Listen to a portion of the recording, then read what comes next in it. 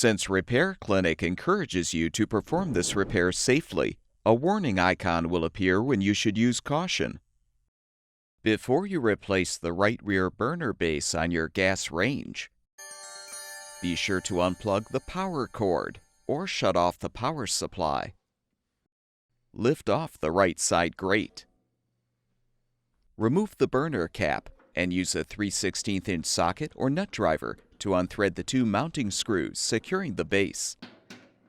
Lift the old base straight up to remove. Install the new burner base by positioning it on the main top so the igniter aligns with the notch in the base. Thread the two mounting screws.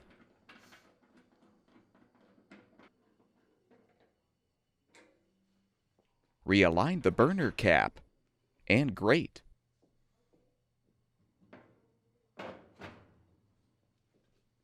Plug the power cord back in or restore the power supply, and your gas range should be ready for use.